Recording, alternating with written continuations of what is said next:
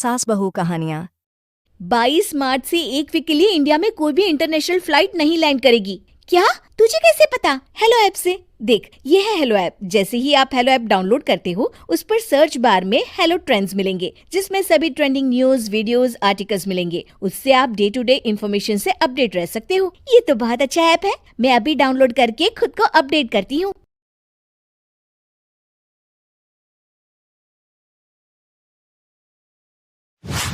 सुगंधा और उसकी सास कांता के बीच एक अजीब सी जंग रहती थी।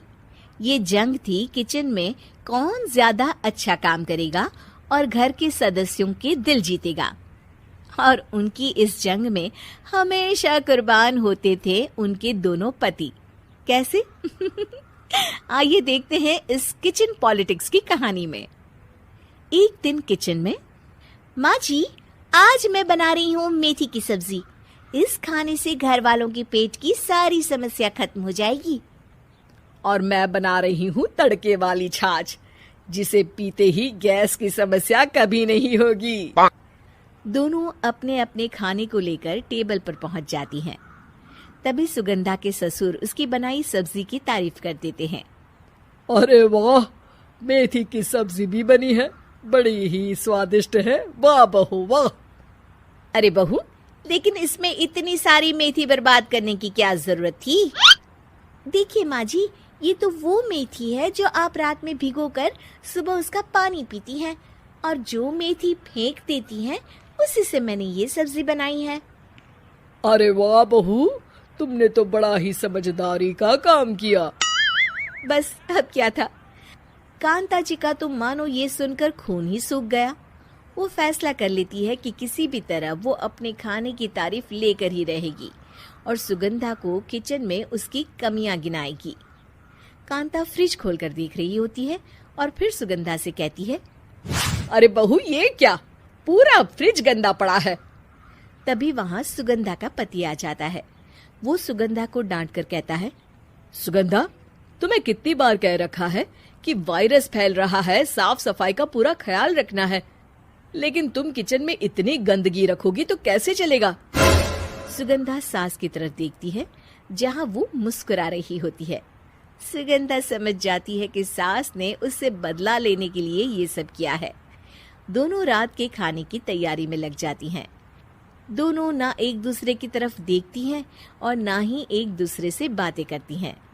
रात को खाने की टेबल पर एक एक कर दोनों कई तरह के अलग अलग व्यंजन टेबल पर लगा देती हैं और अपने अपने पति के पास जाकर खड़ी हो जाती हैं। अरे खाइए जी खाइए, मैंने बड़ी मेहनत से बनाया है। प्लेट में वो खाना डालती हैं। सुगंधा भी दोनों की प्लेट में खाना डालते हुए कहती है, बड़ी ही मेहनत लगी है इस खाने को बनाने में। हाँ, दोनों को ना चाहते हुए भी सारा खाना खाना पड़ता है। कहीं दही तो कहीं मलाई तो कहीं मसाला।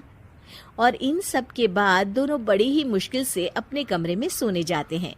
लेकिन अगली सुबह सुगंधा का पति चिल्ला रहा होता है, हाय रे, हाय मेरा तो पेट खराब हो गया।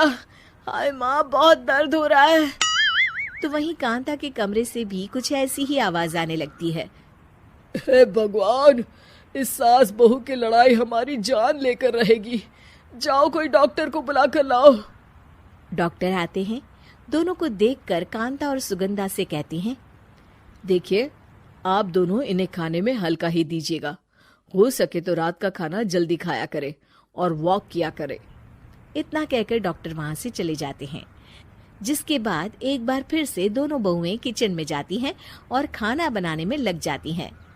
रात में खाने के टेबल पर दोनों एक बार फिर से खाना लगाने लगती है। पापा जी, मैंने ये पतली मूंग की दाल की खिचड़ी के साथ ये पापड़ और पुदीने की चटनी भी बनाई है। अरे बहू, अभी अभी बेचारे पेट की बीमारी से गुजरे हैं। इतना भारी खाना तो डॉक्टर ने भी मना किया है ना। देखिए, मैंने आप दोनों के लिए सूप बनाया है। और दोनों उन लोगों की प्लेट में खाना डालने लगती हैं।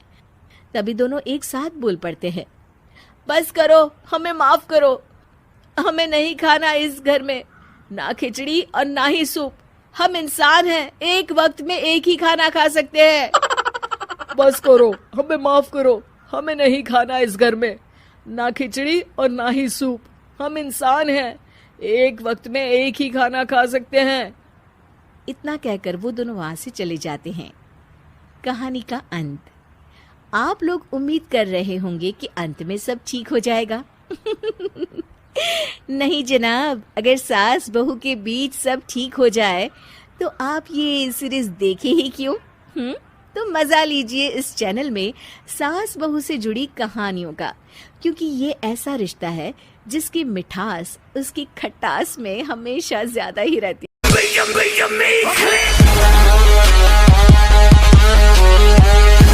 Like, subscribe,